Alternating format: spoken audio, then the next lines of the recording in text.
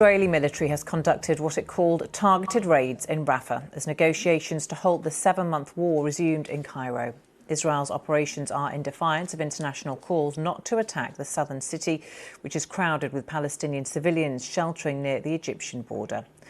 Fighting has intensified. Yeah, it's additionally ironic being Armenian and also doing that, considering that Israel is very much aligned with Azerbaijan. So, you know. Following Israel's seizure of the vital Rafah crossing with Egypt. Israel says it's reopened one of the main crossing points for aid. Kerem Shalom was closed last week following a Hamas rocket attack. The World Health Organization has warned hospitals are running dangerously low on fuel. Negotiators from Israel and Hamas are at the ceasefire talks in Cairo, along with Egyptian and Qatari mediators. On Monday, Israel rejected a 3-phase proposal that had been accepted by Hamas. From Jerusalem, our Middle East correspondent Yilan Nell reports. A warning, you may find some of her report distressing. The panic and confusion as rescuers pull the wounded from the rubble after an overnight Israeli airstrike in Rafah.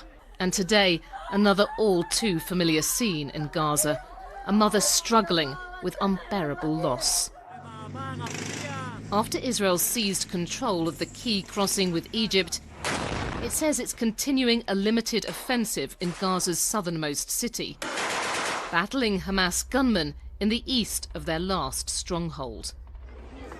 But for hundreds of thousands of Palestinians who fled to Rafah to escape the fighting elsewhere, there's renewed fear. Last time they told us to go to Rafah, saying there's aid and it's a safe place. And look, they came into Rafah. For now, I won't go anywhere. I'll stay here. It's enough. We're tired of being displaced, and I don't know where I want to go. World powers have warned Israel against a full assault here, saying it would be a humanitarian catastrophe.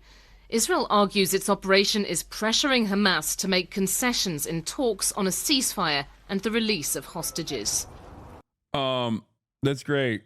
That's just I like that the way that Israel is openly recognizing their actions of collective punishment against the civilian population comprised primarily of children at this point, because they killed all the fucking parents, is actually just to pressure Hamas. That's sick, man. Thanks. No, that's cool. No. Keep fucking killing children, actually. No, we have to keep doing the baby murder because we're pressuring Hamas right now. You know? It's great. Thanks. And this is a critical moment in those indirect negotiations now taking place in Cairo. The US says it believes a deal is achievable, but Israel clearly has issues about the wording of the draft text, referring to a return to sustainable calm. It simply doesn't want the war in Gaza to end before it can say it's dismantled Hamas. But there are signs of growing strain with Israel's closest allies.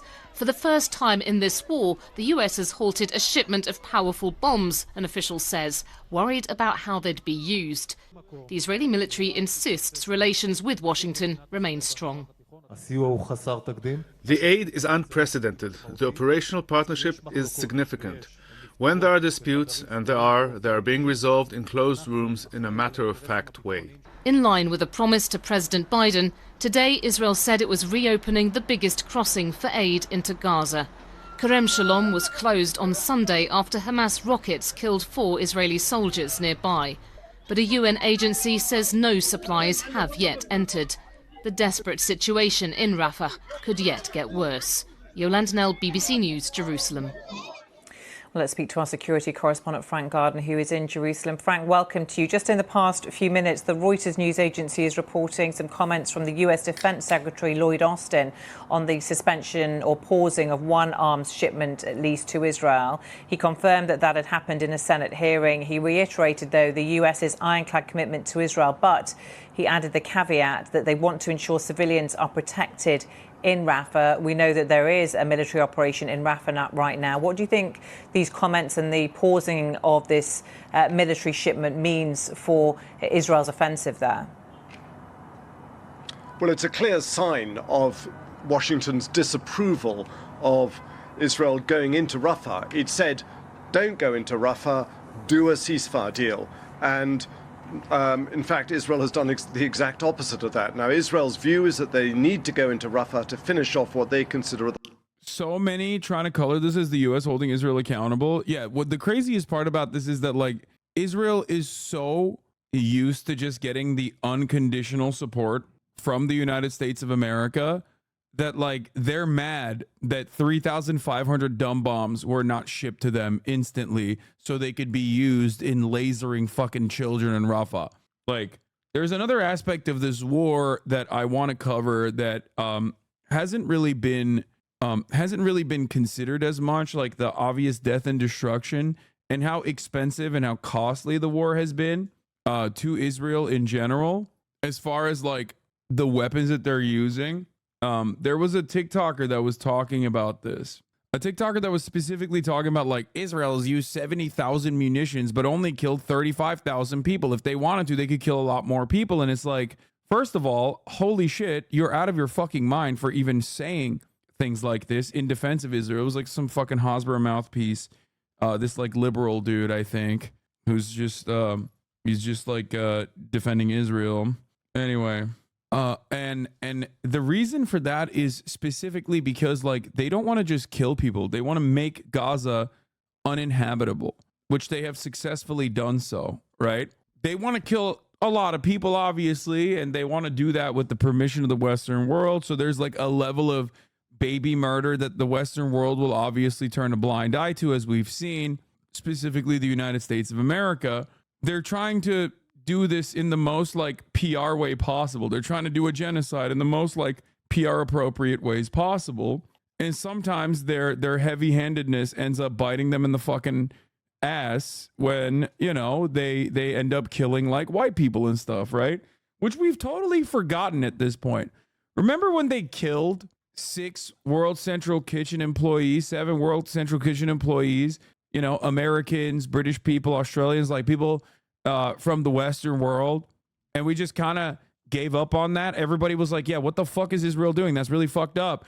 And then we just kind of forgot about that. Like, we don't really talk about that at all, even though Israel had already killed 200 aid workers before then. Those aid workers happened to be UNRWA aid workers, though, so it doesn't matter because they were Palestinian, or they were actually ANIRA aid workers or PCRF aid workers, or, you know, medical professionals that were of Arab or Muslim descent. So they, you know, nobody really cared about that. And hundreds of journalists have been executed by the Israeli state. Anyway, just something to remember, something to consider, something to remember, something to think about when you're trying to understand what the fuck's really going on here. But yeah, it's not just about killing as many Palestinians as possible. We know Israel could kill more Palestinians if they wanted to. It's just about making sure that they kill enough Palestinians that they have some kind of like out. Like, we're just targeting Hamas because they still rely desperately on U.S. Weapon shipments. They rely desperately on U.S. political cover. These are the types of things that they need in order to continue their genocidal operations. That's it. And in spite of the best efforts from the United States of America and all these other politicians in the Western world, they're kind of losing that right now. They're kind of losing on the PR front.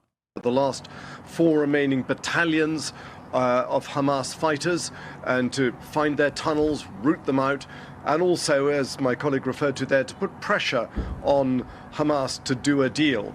But it's a densely packed area with roughly 1.4 million people already displaced many times. A lot of these people have moved up to 7 or 8 times trying to escape the fighting in other parts of the Gaza Strip. So in such a densely packed part of real estate, the US doesn't feel comfortable supplying Israel with 2,000-pound bombs. That's a 900-kilo bomb roughly, that even if it is precisely targeted, nevertheless, there are going to be an awful lot of other people killed in that explosion. It's a huge bomb. So I think some people would say this has come rather late in the day. You know, there've been nearly 35,000 people killed in Gaza to date and climbing. But it is a very unprecedented, or almost unprecedented move, very rare indeed for the US to do this. When they say they've got ironclad support for Israel, they're really referring primarily to Israel defending itself against international threats. So on its northern border with Lebanon and Hezbollah, or defending its airspace against incoming drones and rockets and missiles from Iran. But when it comes to Gaza and the conduct of Israel's fighting, the conduct of Israel's war against Hamas. Do I think Donald Trump would have supported Israel? I know Donald Trump would have supported Israel because Donald Trump did support Israel, and in ways that actually has played a significant role in October 7 happening. Why do people hate you so much? A guy threatened to kill me and my whole family because he saw that I have HasanAbi as my suggested streamer. Thanks. Okay, dude, that dude is just mentally ill. You have to understand that there's just like a lot of people out there who are mentally unwell. I don't know what to tell you. Unfortunately, because of the things that I talk about and the conviction that I have and the passion that I guess bring forward in these issues that I talk about, a lot of people that take an opposing stance will be in their feelings in a way that you don't actually get in any other circumstance. If someone was like that invested about Dua Lipa or some shit, which I'm sure there are plenty of people like that out there, you would be like, oh, that's like a mentally ill person. Like, this is a legitimately mentally ill person. But when it's politics, it's, I guess, like, people think it's normal to have these kinds of feelings. I don't know. There, which has taken such a heavy toll of the civilian population. The US is deeply concerned, they say, about that. Okay, Frank, thank you. This morning, President...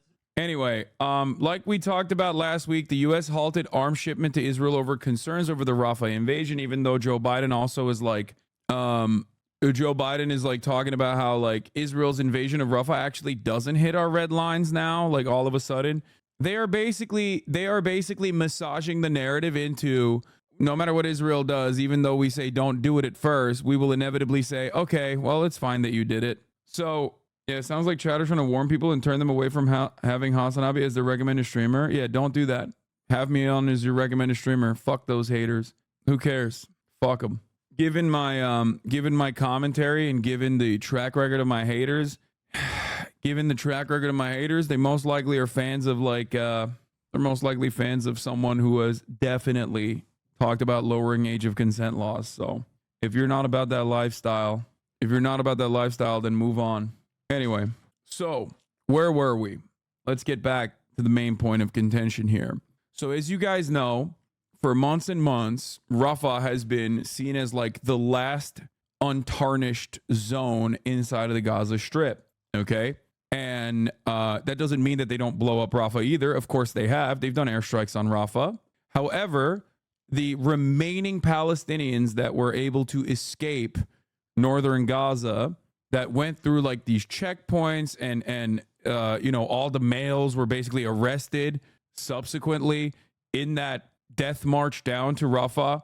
They thought that RAFAH was supposed to be a safe zone. It was presented as a safe zone. A lot of these people have been living in RAFAH inside of tent cities, waiting out the Israeli ethnic cleansing campaign and hoping that it will be put an end to inevitably. That is why you saw celebration when the Palestinians heard that Hamas had accepted the ceasefire conditions, which were put together by an American and Egyptian and Qatari envoys as well, which Israel decided to renege on the terms and then turn around and say, actually, no, we didn't agree to this at all.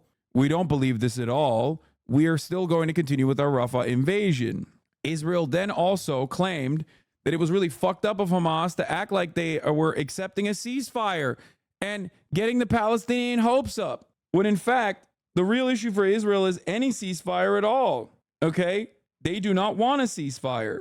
They do not want a permanent end to the conflict, which is, of course, perfectly understandable and perfectly reasonable and perfectly valid for any Palestinian to want. That's what they want. Israel's like, no, you give us the hostages, we keep blowing you up.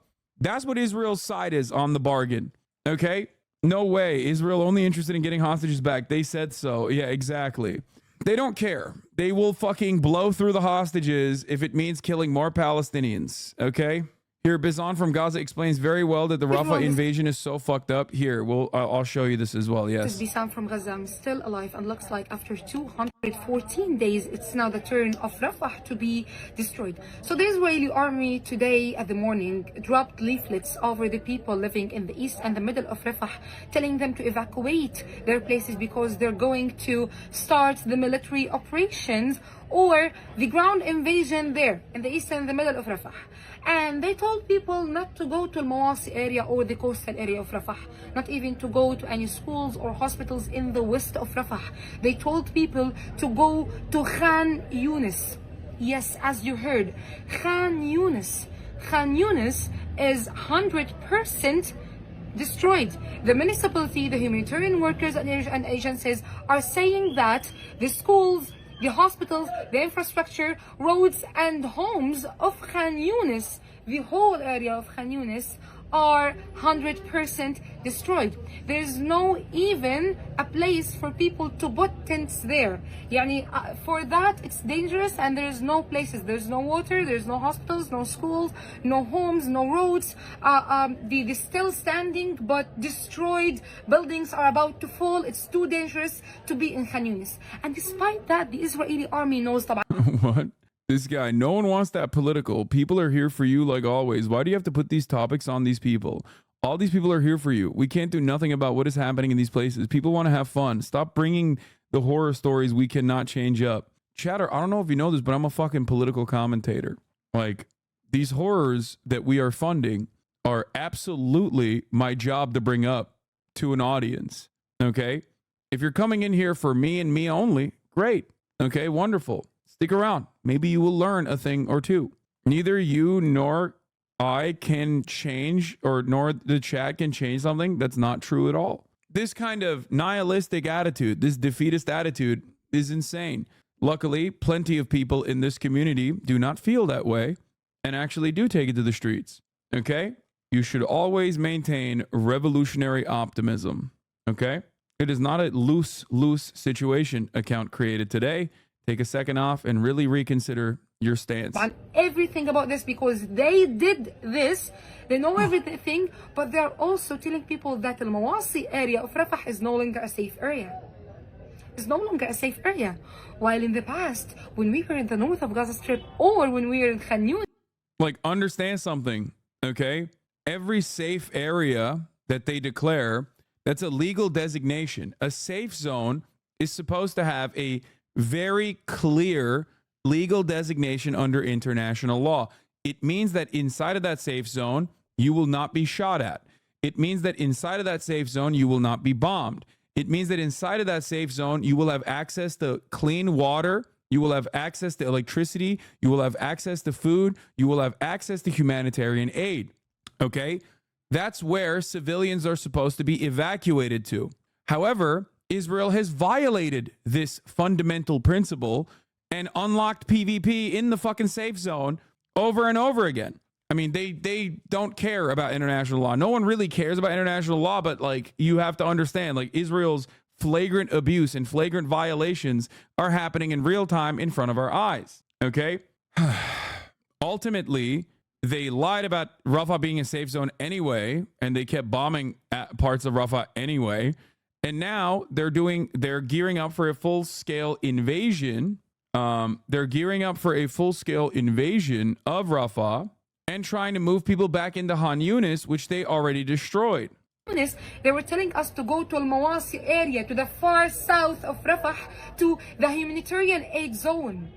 Now they are telling us simply that the place where hundreds of thousands of people lived there, build their tents there, try to secure water and electricity by putting some solar cells, all these people are in danger and need to evacuate to Khan Yunis. They updated the safe area zone and excluded the Mawasi. And they don't even call it a safe zone. They call it a safer zone. As in, they're saying that, like, there is no guarantee that you will have any safety in Khan Yunis either. Obviously, Khan Yunis in and of itself is not a safe area because it's completely reduced to rubble, as you saw the photos that Bizan pointed to, right? So they're basically saying it's just like it's a lethal zone there too. We're going to kill you no matter what. Okay? We're just going to kill you. You're going to die. You have to die. There's nothing you can do about it. Like, imagine being trapped in this horrific scenario. Okay? You walked for miles. Your home has been destroyed. This army with armed thugs is pointing their guns at you every step of the fucking way, making you do a death march down to Rafah. You've been living in a tent for months and months. You have sometimes, on lucky moments, electricity. You're missing your family members. Some of them have been apprehended and possibly being tortured by the Israeli military in some fucking black site a couple miles down the road inside of a military facility. Others have been killed or are under the rubble with no way out. And now you have done your trail of tears. You've gone down the Rafah. And now this same military force that has demonstrated that they do not care about your safety or security, that do not see you as human, is telling you to pack up your shit and move back up to Han Yunis, an area that has also been reduced to rubble already, with no assurances for your safety. You are withstanding famine. You are withstanding disease. You do not have access to humanitarian aid. And now you have to move again, except half of your family, you know, the women and the elderly that you were able to get down to Rafah with, because all the men were apprehended and considered terrorists and are either being tortured or shot and killed. They can't even fucking walk. They're also wounded. You might be wounded. And then there's a brief moment of solace where you hear that Hamas has accepted the conditions of a ceasefire. You celebrate, only to have Israel turn around and say, actually, nah, fuck that ceasefire agreement. We don't like that at all. We had other plans. We want to keep invading Rafah. We want to keep doing a ground invasion. Fuck you. You're going to die. There's nothing you can do. So you're going to die if you stay in Rafah. You're going to die if you go to Han Yunis. You're going to die anyway. Okay? You're sick. You've been tortured in an act of unjustifiable collective punishment by this brutal suppressive force, this supremacist force that has destroyed your life. Everything you know, the life you've created in spite of it all, is now gone. Okay? No more moments of solace, no more moments of comfort that you could find, even though you lived under this unjustifiable apartheid regime's occupation. Functionally turned everything that you know, everything that you were born into, an open air prison.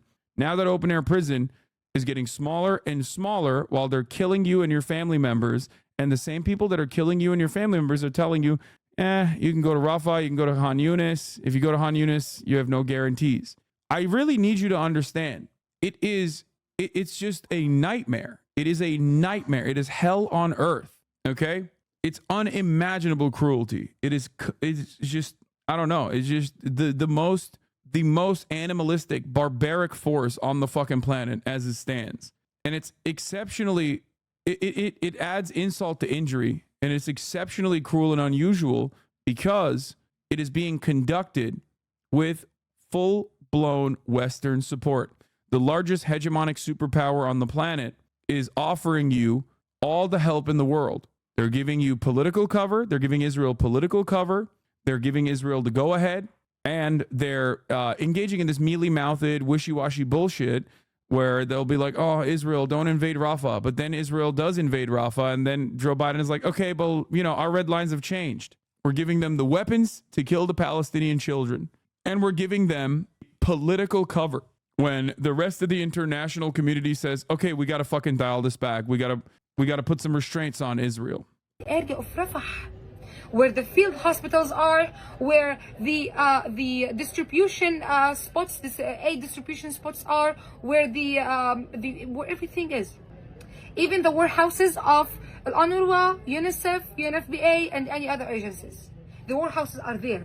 Even the World Central Kitchen, main kitchen is there in the Mawasi area of Rafah and the west of Rafah. Now, nothing of this is a safe area. This is the first thing you need to know about the invasion of Rafah. Today, they started to evacuate the east and the middle of Rafah and telling people to go to Khan Yunis, while Khan Yunis is very dangerous and cannot be lived. Khan Yunis is not livable, guys. There's no life in Khan Yunis. No life, never. Okay? You already saw Khan Yunis in a lot of videos, my videos, and I'll show you more and more of destruction in Khan Yunis, but no people can live there. And now they are telling all these people to go there. Women, elderly, children, patients, hospitals. They are even telling Abu Yusuf al-Najjar hospital to evacuate. Now in Rafah, you have only 3 hospitals. Abu Yusuf al-Najjar, Kuwaiti hospital, and these are very small hospitals and only dealing with the emergency and the first aid, let me say, and the maternity hospital, the only maternity hospital in Gaza Strip, Al Morati Hospital. And the first 2 hospitals need to evacuate now, and the 3rd hospital is also threatened. Yeah. Israel is also simultaneously openly admitting that they're doing this to, quote unquote, pressure Hamas, to put pressure on Hamas, killing children, killing women whose family members you've killed, whose entire homes you've destroyed, specifically to put more pressure on Hamas. And what is the pressure? The pressure is to tell the only defensive force in the region against this unjustifiable occupation right now that is engaging in armed conflict and resisting against the genocidal actions of this apartheid regime in its offensive campaign as a belligerent occupier, because Israel is illegally, as a belligerent occupier, engaging in an offensive campaign on an open-air prison that it has created on a population that it currently is a belligerent occupier to. It is illegal. Israel's actions in Gaza are completely illegal. Okay? So what do they want? They want the only force in the region that is engaging in spontaneous militia resistance against this occupying force that's killing a shit ton of women and children, okay, to lay down their arms and take away their last bastion for emancipation or even a moment of peace and security. They're saying, give us all the hostages and then we will continue bombing you. Think about that. Israel's argument is, just give us the hostages, lay down your arms, we're going to kill all of you anyway, and we're going to keep killing all the civilians. There are no assurances that we will stop killing these civilians. Think about that. That's what Israel has been saying. Surrender and die. Unimaginable. And here is our leader of the free world, Joe Biden, with barely a functioning brain cell left in his demented, psychopathic, bloodthirsty mind, trying to defend Israel. That very same Biden who recently said that Hamas and the Palestinian resistance have an ancient, biologically determined form of anti-Semitism. If you want to understand where he's coming from and what is why he's taking the actions that he's taking, why he's operating in the way that he is, he openly mentioned that during his speech at the Holocaust Memorial. I don't believe you. Sounds unhinged. Roll the clip. Hold on. I'll show you. One of the worst speeches made by an American president since the end of World War II. If you were earnestly trying to secure a ceasefire deal, would you accuse one of the parties central to it of having a biological anti-Semitism imperative? On a sacred Jewish holiday, the terrorist group Hamas unleashed the deadliest day of the Jewish people since the Holocaust. Driven by ancient desire to wipe out the Jewish people off the face of the earth, over 1,200 innocent people, babies, parents. The ancient desire to wipe out Jewish people from the earth. Brother, you are 800 years old. You literally were alive at a time when Hamas wasn't a thing, okay? You were alive when Israel wasn't a thing. What the fuck are you saying? You are older than the state of Israel. You are infinitely older than Hamas. Okay, Hamas in its formation began in the 70s as a Muslim Brotherhood cutout that was simply a Islamic charity that turned into a militant resistance group that never gained more than marginal popularity until 2005, in which it was still not all that popular in the eyes of the Palestinian population. It is ridiculous saying these guys are motivated by ancient anti-Semitism, an ancient desire to wipe out the Jews, the biological imperative of the Muslim man. Grandparents slaughtered in their kibbutz, massacred at a music festival, brutally raped, mutilated, and sexually assaulted. Thousands more carrying wounds, bullets and shrapnel from the memory of that terrible day they endured. Hundreds taken hostage, including survivors of the Shoah. Now, here we are, not 75 years later, but just 7.5 months later. Anyway, yeah, it's ironic, but it is very commonplace, especially in the Western world, to talk about the ancient anti-Semitism, which is a real thing, by the way. Obviously, like anti-Semitism is a very old type of bigotry that has existed throughout history since Judaism has been around, mostly perpetrated by Christians and still continued on that tradition by Christians in general. But it's a very neat little way to put this blame on the Arabs and the Muslim populations. They love that shit. Okay, they love that shit in Europe. They love that shit in America, to be like, that's right, it's the Arabs that are doing the ancient anti-Semitism here. Muslims, Arabs, and especially Palestinians, especially because he's talking about Palestinians here, understandably have a very righteous reason to want to not be killed by the Israeli state. It is not ancient forms of anti-Semitism. It is the most normal human condition to yearn for emancipation, to yearn for freedom, to want to not be killed. It is a desire that almost every single member of the Israeli Knesset and those who are in the Shin Bet and a part of the Israeli security apparatus have also communicated. They understand it. That's why I brought up Ami Ayalon yesterday, former leader of the Shin Bet, Israel's interior security, saying, yeah, if I was on the other side of that fucking border wall, I would absolutely join Hamas or any one of the resistance groups.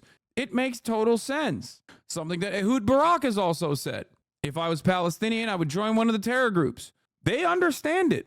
That, in and of itself, that sentiment, in and of itself, being expressed by Israeli politicians and those in positions of power in Israel, immediately disqualifies this ancient anti-Semitism narrative. It is not anti-Semitism that motivates the Palestinian population. It is a understandable and righteous yearning for freedom to survive.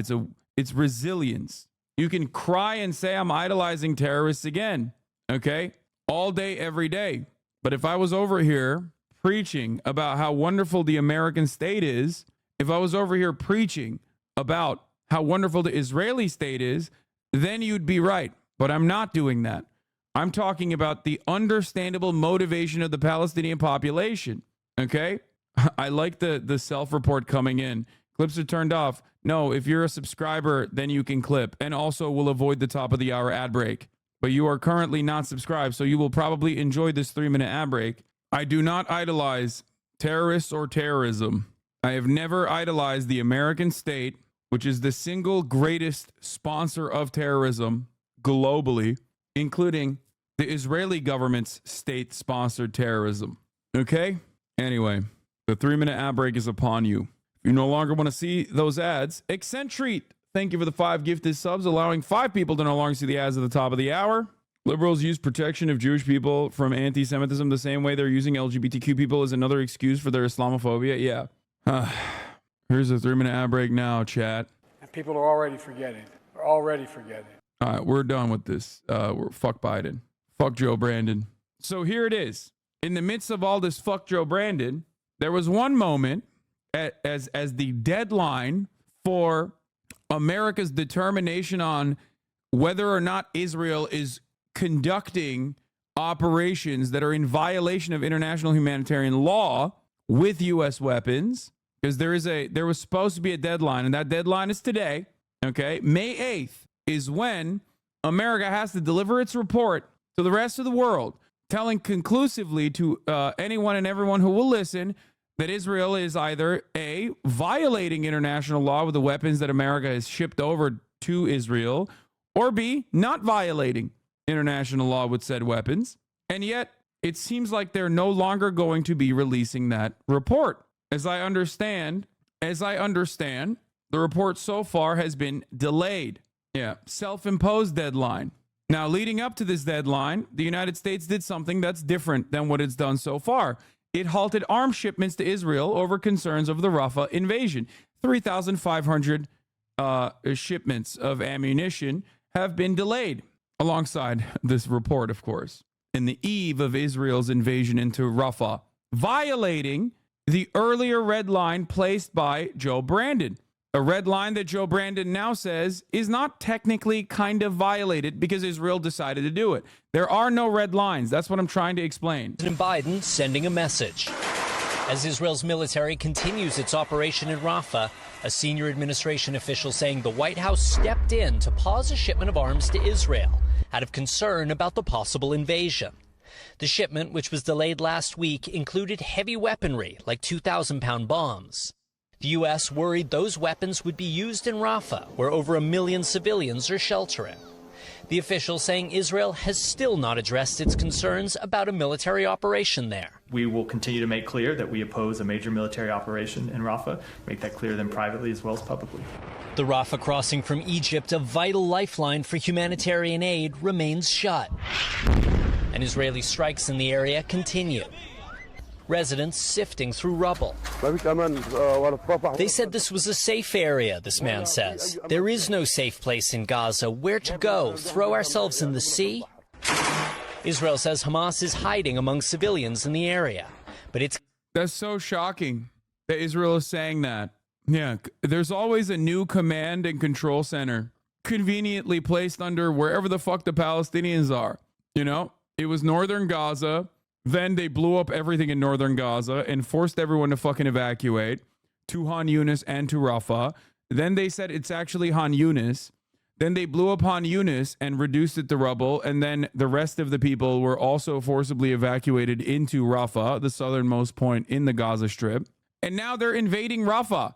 It's so strange. It's so strange. They always keep saying that there's so much. Hamas is always hiding inside of the civilians. They're hiding inside of hospitals. They're hiding inside of mosques. They're hiding inside of schools. They're hiding inside of UNRWA aid workers. They're hiding inside of the World Central Kitchen aid workers. They're hiding everywhere. Everyone is Hamas. And it's not like Israel has stopped its propagandizing. They literally have considered everyone from actual Hamas militants all the way to the United Nations. Israel is called the UN Hamas. Israel is called the United Nations Refugee Relief Works Agency, UNRWA, that is specifically designed to at least like make the Palestinian lives a little bit more livable. Hamas. Israel has considered U.S. college students Hamas. They said the university encampments are Hamas.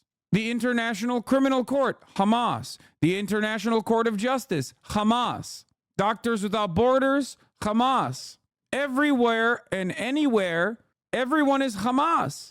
And we're playing this song and dance as they use that as a righteous reason, supposedly, to continue ethnically cleansing and melting Palestinian children, okay?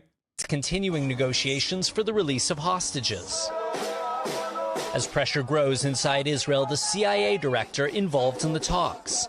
Israel says the latest proposal agreed to by Hamas, which would involve a full withdrawal from Gaza, doesn't meet its security needs.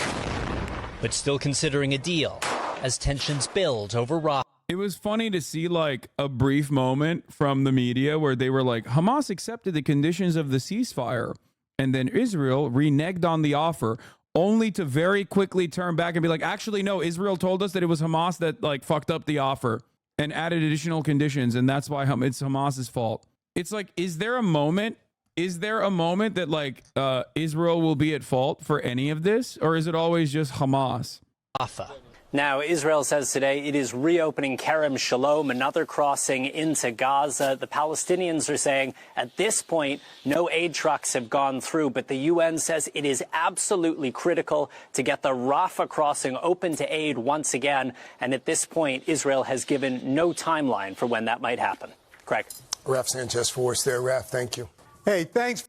The Israeli Defense Forces who've been say they are conducting a precise counter-terror operation in eastern Rafah. Let's bring in our military analyst, Professor Michael Clark. Professor Clark, great to have you. Sorry, I'm uninformed, but does Hamas actually hide in places like that? No, dude. No. They're in the fucking tunnel system.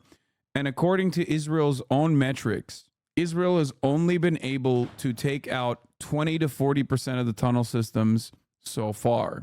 Israel, however, has had a much higher success rate in destroying all matter of civic life on the Gaza Strip. There is a Haaretz article from a military specialist that talked about how cruel and how costly and how ridiculous Israel's war in Gaza has been, especially how unsuccessful they've been at taking out the tunnel structures. It's pretty interesting. They film everything but can't show us any Hamas fighting going on. Yeah, there's like 30 seconds of footage so far of like them actually fighting against people that are fighting back, shooting back at them. That's pretty much it. Beyond that, it's always just like blowing up buildings, blowing up schools, blowing up mosques, whether they're doing detonations, especially as they have completely wiped out every building deliberately in a 500-meter radius of the Gaza wall that they set up, by the way, which once again is completely illegal. They have reduced the size of the Gaza Strip by force. Plenty of footage of them breaking into Palestinian homes and like trying on Palestinian women's underwear.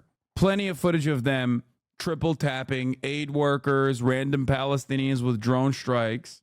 There's footage of them running over with their tanks the I Love Gaza sign and also planting Israeli flags in Rafah. No footage of them actually fighting, though, because they're fucking cowards. They're degenerate cowards that only have the smoke for women and children. That's it. You with us. You were listening to some of that.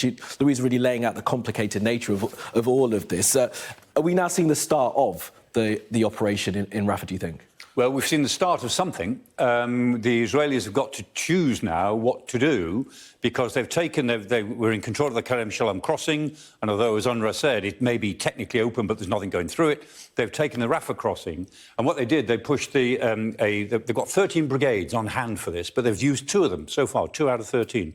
So one is they've got an armour brigade, the 401st, that's taking the Rafah crossing, and then they've got the 84th Infantry Brigade, which is holding the road to the Rafah crossing. That gives them about a quarter of the distance across to the Mediterranean itself. Mm-hmm. And this is known as the Philadelphia line, the actual border line. Although this is the Rafah crossing, this is not Rafah City. Rafah City is around here. Mm-hmm. But this whole thing is only about 9 miles long, so we're dealing with pretty small areas here. So from a military point of view, the Israelis could choose one of 3 things. They could either sit where they are and then conduct these airstrikes against Rafah City and insertions of special forces to try and grab Hamas people. That's one possibility. A second possibility is that they could move out to the northwest, pushing civilians away into the so-called safe areas, as they do, and then move in on Rafah City that way. Or they could go right up the Philadelphia line and take the whole border, seal the tunnels, which they still say lead to Sinai, which in general a lot of them do, and then, as it were, put pressure on Rafah from that borderline. So they could do one of 3 things. I think they're just waiting to see what happens politically to decide which of them to do, because most of their forces have got 2 whole divisions sitting around here. They've only committed 2 out of 13 brigades, so they can choose quite a lot of options now once they get some sort of political direction as to what the government really wants. And just before we move on to what's happened with the US, are we clear at this stage of this how many members of Hamas are in this particular area? The Israelis say it's 4 brigades, 4 battalions. 4 battalions. That doesn't make a lot of sense. I mean, conventionally, a battalion is 600 troops, so that would be 2,500 or fewer. They reckon more like 5,000. I mean, battalion is just it's a dignified term for cell structures of Hamas people. So the general view is 5,000. The Israelis have got about 50,000. These 2 big divisions, they're big for division sizes. 2 of them, the 162nd and the 98th Airborne Division, between them have got about 50,000 troops, and they're going to to use those 50,000, if necessary, to winkle out or kill or push out the 5,000 Hamas people that they say are in Rafah. Okay, let's talk about what the United States have done reportedly over the past week or so. They've paused the shipment of bombs. What kind of bombs, and what does that tell us about how the US and Israeli governments are dealing with each other right now? Yeah, well, the kind of bombs are fairly big. About 3,500 in the shipment. About half of them were these 2,000-pound bombs, which are big. I mean, that's almost a ton of explosives. And then the other half were 500-pound bombs, more conventional size for most military operations. And clearly what the Americans are doing is saying, look, you can't have the bombs that are doing all of the damage to civilian structures. These big bombs, they are used to either bring down a whole building, of course, or to go deep underground to get tunnels that might be underneath them, since they leave a pretty big crater. And so... What did you think about the Jewish Columbia student's letter today? Interested to hear your thoughts?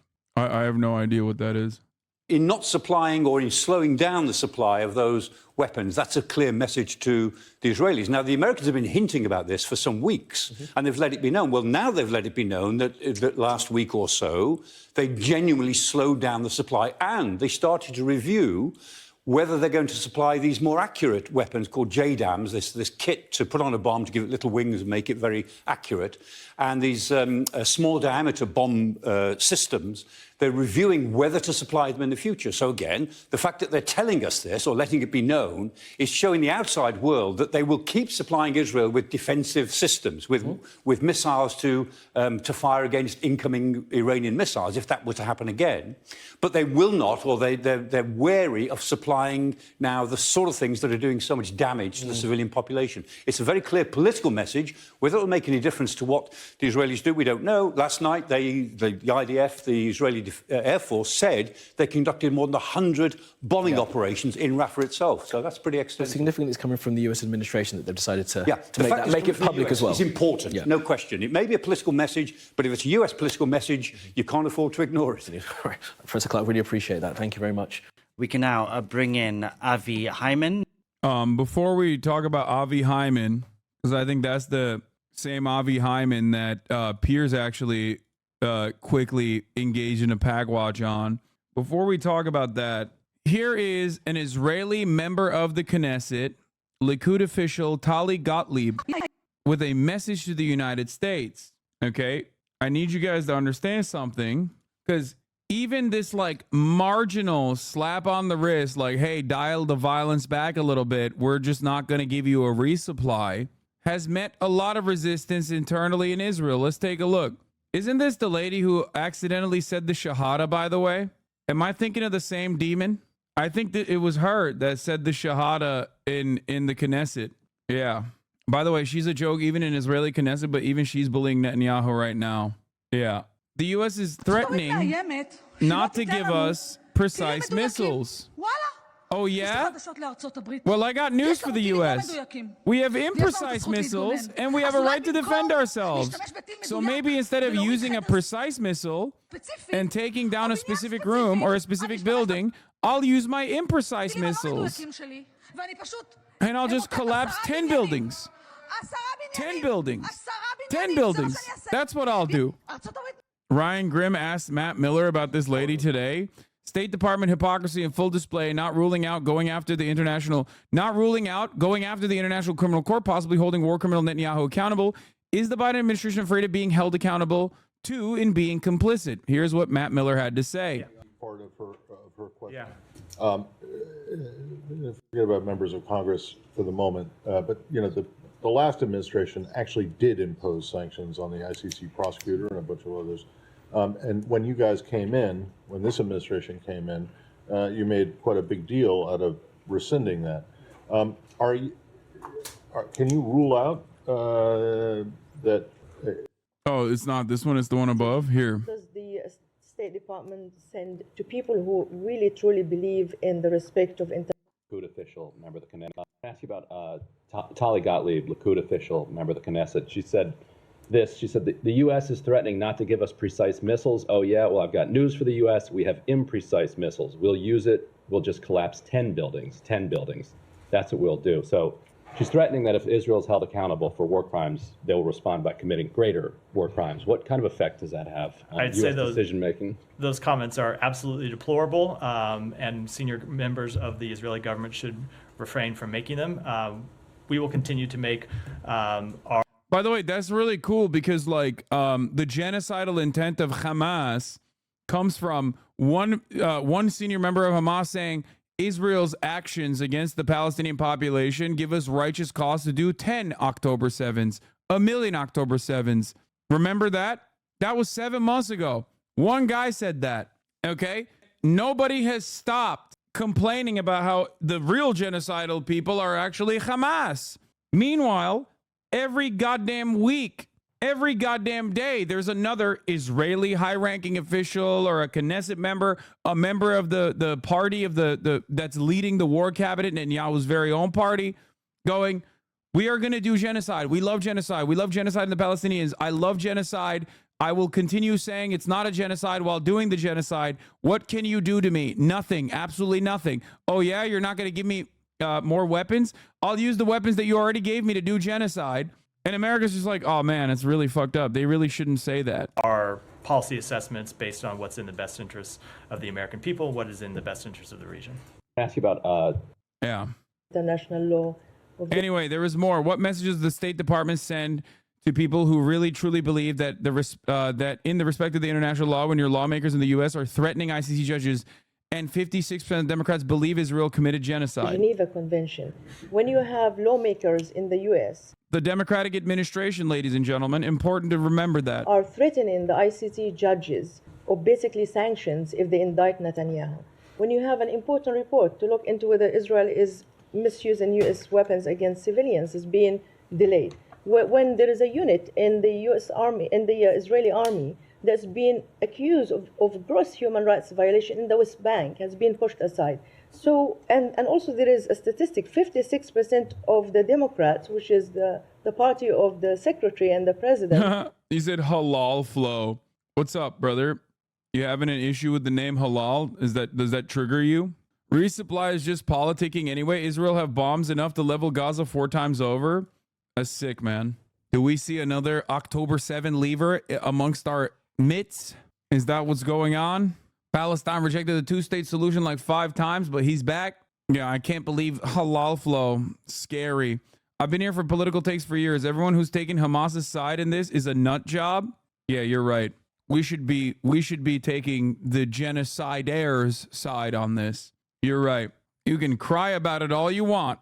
Israel is the party that is demonstrating genocidal intent. Israel is the party that is doing the ethnic cleansing campaign. Israel is the party that is rejecting reasonable offers of permanent ceasefire. Why are Israelis not in the streets right now? Pro-Israelis can't technically say Hamas is holding hostage anymore because Netanyahu is doing all the work. There are Israelis by the thousands on the street right now that are telling Benjamin Netanyahu, even if they personally want to continue the bombing campaign, they still want to put an end to the bombing campaign for now, to at least do a ceasefire for now. The idea that like Israel could nuke Gaza if they wanted to, and therefore are demonstrating restraint, is so fucking insane.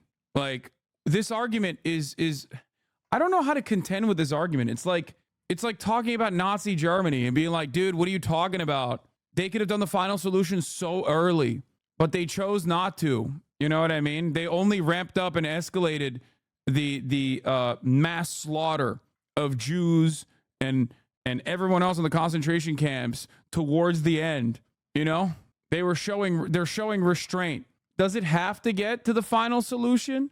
We already know that if it does get to the final solution for the Palestinians, which is nearing currently, you still will defend it most likely, because if you're defending tens of thousands of women and children and the elderly slaughtered, then it's obvious that, you know, a couple 100,000 won't change your attitude either. The energy is always going to be in one direction. It sucks. It sucks that a lot of the major motivating principle on the other side of the conversation directly stems from not seeing the Palestinians as human beings. Unrestricted Islamophobia. That's why when you see halal flow, you're like, lol, halal flow. They are not listening to you. I know. Don't start wards then, I guess. He's scared to respond to you. He's just a keyboard warrior against chatters.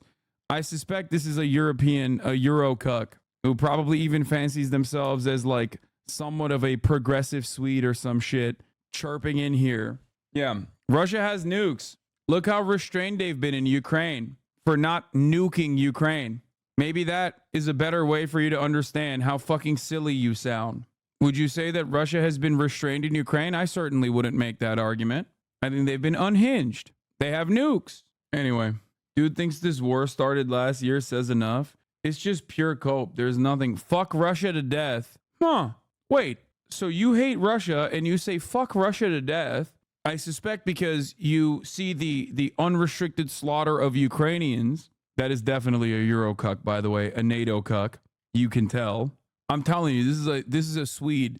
Islamophobia, check. Like fuck Russia to death. Like genuine. He's Finnish. He's German. I don't know. He is a Swede. I think the Islamophobia is giving Swede. Yep, there you go. This level of Islamophobia is just like is musmata means mouse mat in Swedish. Yeah, called it. Swedish chatters will know and recognize exactly the level of Islamophobia at play here. This is the type of Islamophobia that's like, I'll have you know, when the Muslim refugees started coming to Sweden, our rape statistics went up a lot. And it's because of the immigrant rape that's happening in Sweden. Do you understand me? We need to make sure that we no longer have any Muslims in Sweden. This is how we will ensure that rapes are not occurring. Only Swedish rapes, please. Only Swedish rapes, please. No Muslim rapes. I know that it sounds, yeah, I'm not racist. It's just statistics. I'm looking at statistics. Meanwhile, immigrant rape statistics are not a real version of the statistics. And actually, Sweden changed the designation of how they lock down, how they determine sex crime statistics recently. And that is the reason why there was an absolute skyrocket of rapes occurring. Also, many of the immigrant rape statistics actually come from immigrants that are declared immigrants by being other EU citizens. But of course, that doesn't change the reality. You have assumed that only immigrants mean Muslims. It's always immigrants. Saying they believe that Israel committed genocide. So what message would you send to the equally people who believe in democracy and rogue state who just trample all over these principles? So a number of things there. Number one, we don't make our decisions based on polls. We make our decisions based on the facts, and that's what we. Yeah, I'm doing a Norwegian accent, which is even funnier, I think, because it adds extra insult to injury for the Swedes. We will continue to do to make decisions in the best interests of the American people. When it comes to members of Congress, they make their own decisions. They speak for themselves. They don't speak for the State Department or the United States government. That has always been the case. They're independent actors. When it comes to the NSM, I don't think you should take a delay of a few days to speak at all to our commitment to compliance with international humanitarian law or to writing a thorough report that will look into all of these questions. We are committed to doing it, and I think it is a bit. I think it's a bit silly to suggest that a very short delay in any way undermines that commitment. That's one example out of three. I know. I'm going through the examples one by one. But that said, our overall message is that we are absolutely committed to the upholding of international humanitarian law. We have made that clear. That is the case when it comes to Israel. Is the case when it comes to every country anywhere in the world. We expect every country to comply with international humanitarian law. Yeah, just not Israel, really. We don't really have that kind of smoke. And also, if someone tries to hold Israel to account, like the ICC doing the function of the International Criminal Court, then we will threaten them. Then we will threaten the ICC, not Israel, by the way, the ICC. America's targets so far, the American states' targets so far, weirdly enough, since October 7th, has only been college students, international organs of enforcement for humanitarian law, Palestinian civilians. It's just so strange. TikTok. No matter what, it's like we have all the smoke and all the enforcement for those who are saying Israel's committing a genocide, Israel's an apartheid state, which is fact, okay? And none of the smoke for the actual players in this. None of the smoke for those who are doing the genocide. We had more smoke for the Yemeni population that also openly said that Israel is engaging in an act of genocide, one that they understand from their own personal victimization by U.S.-backed forces of UAE and Saudi Arabia as they withstood a genocide themselves, took matters in their own hands, shut down the Red Sea. That's the level of enforcement and the level of smoke we have for anyone and everyone that stands in Israel's way is unimaginable. Why do you not mention Russia? Is it because they are mostly a white country? Wait, what? Russia and China? Russia. Why do you not mention Russia? Because, wait, what? Because America has literally supported Russia and Vladimir Putin getting sanctioned and also having an arrest warrant out for Vladimir Putin by the ICC, despite the fact that it's also not participating in the Rome Statute and is not technically under that jurisdiction. Doesn't matter. We love that shit. But when it comes to Benjamin Netanyahu, we're like, basically, you're violating Israeli sovereignty by not letting them do a genocide. Also, what do you mean, Russia, China, and then you said white country? It's very odd that chatters have their own personal hearing issues, and then they make it everybody else's problem. I talk about Russia all the time, too.